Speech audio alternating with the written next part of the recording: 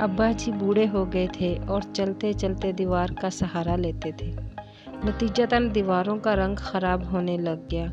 جہاں بھی وہ چھوتے تھے وہاں دیواروں پر ان کی انگلیوں کے نشانات چھپ جاتے تھے۔ میری بیوی کو جب پتہ چلا تو وہ اکثر گندی نظر آنے والی دیواروں کے بارے میں مجھ سے شکایت کرتی۔ ایک دن سر میں درد ہو رہا تھا تو ابا جی نے سر پر تیل کی مالش کی تو چلتے ہوئے دیواروں پر تیل کے داغ بن گئے۔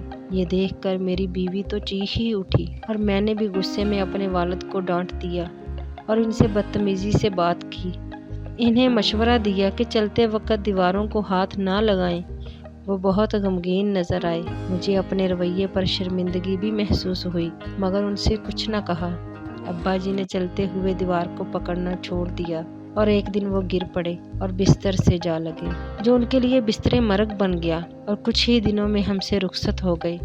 میں نے اپنے دل میں احساس جرم محسوس کیا اور میں ان کے تاثرات کو کبھی فراموش نہیں کر سکتا تھا اور اس کے فوراً بعد ان کی موت کے لیے خود کو معاف نہیں کر پایا۔ کچھ دیر بعد ہم اپنے گھر کو پینٹ کروانا چاہتے تھے۔ جب پینٹر آئے تو میرا بیٹا جو اپنے دادا سے پیار کرتا تھا اس نے مصوروں کو دادا کی انگلیوں کے نشانات صاف کرنے اور ان علاقوں کو پینٹ کرنے کی اجازت نہیں دی۔ پینٹر بہت اچھے اور جدت پسند تھے۔ انہوں نے اسے یقین دلایا کہ وہ میرے والد کے فنگر پرنٹس کو نہیں مٹائیں گے بلکہ ان نشانات کے گرد ایک خوبصورت دائرہ بنائیں گے اور ایک منفرد ڈیزائن بنائیں گے۔ اس کے بعد یہ سلسلہ جاری رہا اور وہ پرنٹس ہمارے گھر کا حصہ بن گئے۔ ہمارے گھر آنے والے ہر فرد نے ہمارے منفرد ڈیزائن کی تعریف کی۔ وقت کے ساتھ ساتھ میں بھی بوڑھا ہوتا گیا۔ اب مجھے چلنے کے لیے دیوار کے سہارے کی ضرورت تھی۔ ایک دن چلتے ہوئے مجھے یاد آئے اپنے والد سے میرے کہے ہوئے الفاظ اور سہارے کے بغیر چلنے کی کوشش کی تاکید۔ میرے بیٹے نے یہ دیکھا اور فوراً میرے پاس آیا اور چلتے ہوئے مجھے دیواروں کا سہارا لینے کو کہا، اس خدشے کا اظہار کرتے ہوئے کہ میں سہارے کے بغیر گر سکتا ہوں۔